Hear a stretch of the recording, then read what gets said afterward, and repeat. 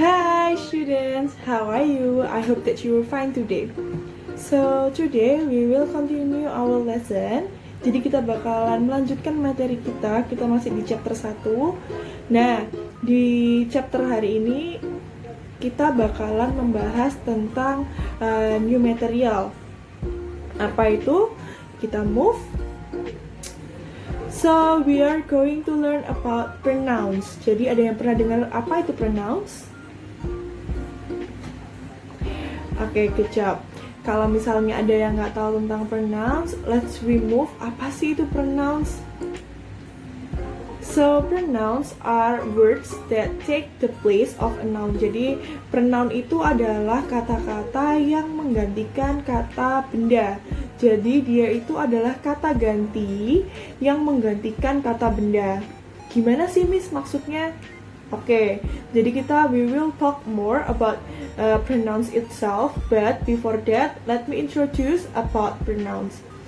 Nah, di pronouns ini sebenarnya dibagi menjadi 4, yaitu subjective pronoun, objective pronoun, possessive pronoun, and adjective pronouns. Nah, di chapter ini atau di part ini kita belajar cuma 2 aja dulu, yaitu subjective pronouns and also objective pronouns. Nah, gimana sih subjective and objective pronouns itu? Let's remove. So, subjective and objective pronouns itu adalah kata ganti berupa subjek dan objek. Ini adalah bentuk paling sederhana dari pronoun. Nah, ini adalah bentuk dasarnya ya. A sentence consists of, jadi pada dasarnya kalimat itu harus terdiri dari yang namanya subject, verb, and object. Jadi sebuah kalimat dikatakan kalimat yang baik apabila ada subjek, kata kerja, dan juga objek. Nah, sama seperti di bahasa Indonesia, sebuah kalimat juga harus memiliki subjek, predikat, dan objek. Verb di sini adalah sebuah predikat atau kata kerja yang akan dilakukan oleh subjek dan akan dikenai oleh objek. Nah, sekarang kita move ke apa aja sih subject and objective pronoun itu?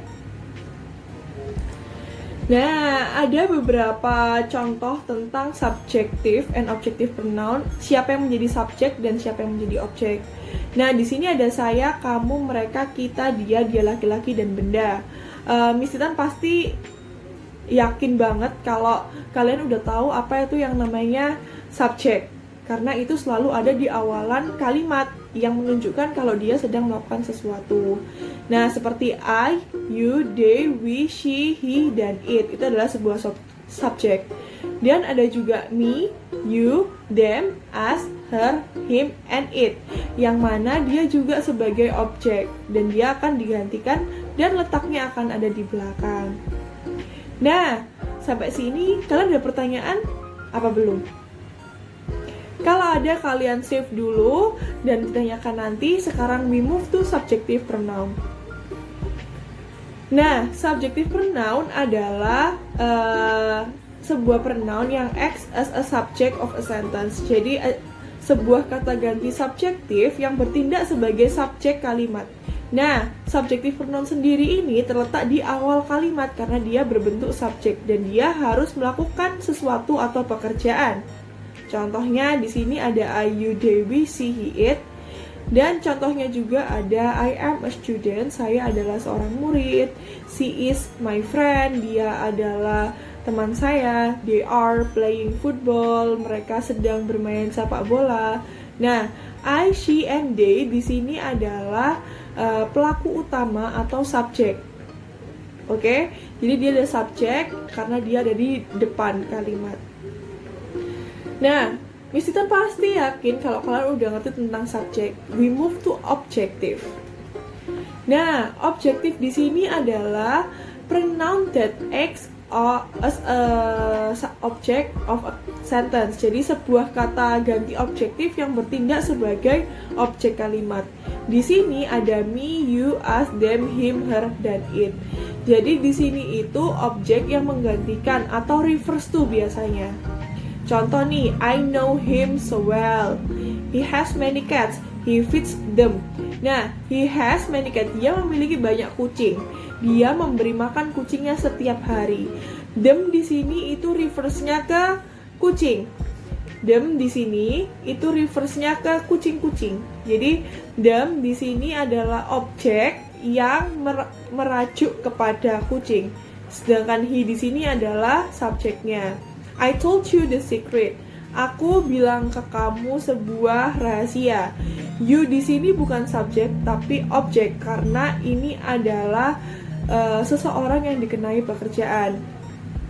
They give us many toys. Mereka memberi kita banyak mainan. They give us, bukan they give we, tapi they give us karena dia adalah berlaku sebagai objektif. Nah, kata gantinya bisa kalian di tabel yang di depan tadi ya.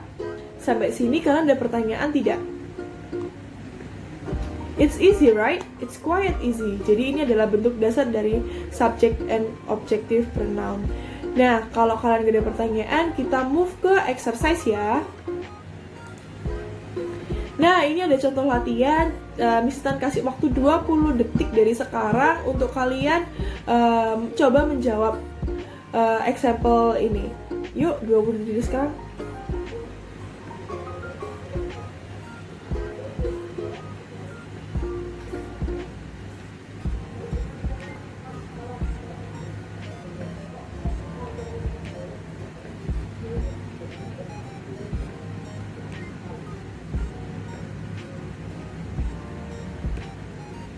Oke, good job. So, di sini ada 3 nomor. Kita langsung aja ke nomor selanjutnya. Oke, di sini ada example exercise. Di sini langsung Miss Tan kasih tahu jawaban dari contoh latihannya. So, Mary likes her car a lot. She drive blah blah blah every day. Mary sangat suka dengan mobilnya. Dia mengendarai bla bla bla setiap hari. Kira-kira dia mengendarai apa? Apa dia mengendarai itu atau ini? Dia mengendarai dia perempuan atau dia mengendarai dia laki-laki?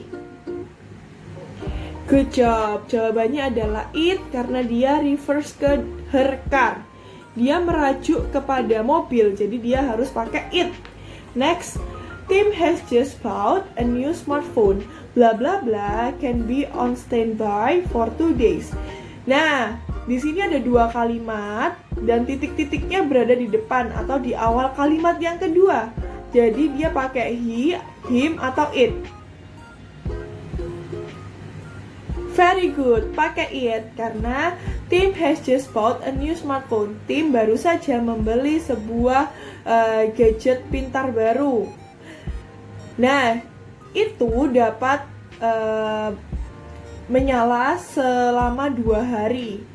Itu di sini adalah reverse ke new smartphone. Jadi yang bisa standby 2 hari adalah smartphone-nya ya, bukan timnya. Oke? Nah, kita move ke last question. Come and visit bla bla bla sometimes. We really miss you both. Nah, come and visit, datang dan kunjungi. Kira-kira pakai we, us, apa you? Very good, menggunakan as karena dia di sini adalah berlaku sebagai objek atau orang yang dikenai pekerjaan. Ayo datang dan kunjungi kami. Terkadang kita sangat merindukan kalian berdua. Jadi, ayo kunjungi kita. Kita di sini maksudnya adalah objek. Mengunjungi kita, bukan kita mengunjungi tapi kunjungi kita. Jadi jawabannya pakai as. So, kalian sudah belajar bagaimana subjective and objective pronoun itu digunakan. Sekarang kalian juga sudah menjawab contoh latihannya. Sekarang apakah ada pertanyaan mengenai subjective and objective pronoun di part kali ini? Oke, kalau misalnya nggak ada pertanyaan atau kalian ada pertanyaan, just skip it, lalu tanyakan Miss Tan di grup chat or langsung PC aja Miss Tan kalau kalian ada pertanyaan. Sangat amat feel free to ask me kapanpun dan dimanapun. Jadi sampai di sini dulu lesson kita kali ini. Kita udah belajar subjektif dan objektif. Subjek yaitu adalah subjektif adalah subjek di awal kalimat dan objektif adalah sebuah objek yang dikenai suatu pekerjaan. So congratulations, you have already know about subjective and objective pronoun. Akan ada latihan soal setelah ini, bakalan Misitan share di grup. So I hope that you enjoy this video. I hope that this video will help you to reach the objective lesson. Jadi Misitan harap ini sangat membantu kalian untuk meraih goal atau tujuan pembelajaran kali ini. So thank you so much for your attention. Misitan harap kalian tetap sehat dan semangat dalam bersekolah dan mengerjakan tugas. Kerjakan tugas sesegera mungkin, jaga kesehatan kalian, keep the distance, jangan keluar kemana-mana kalau nggak penting-penting banget. And I'll see you again guys. Thank you and see you next time. Happy study everyone. Bye-bye.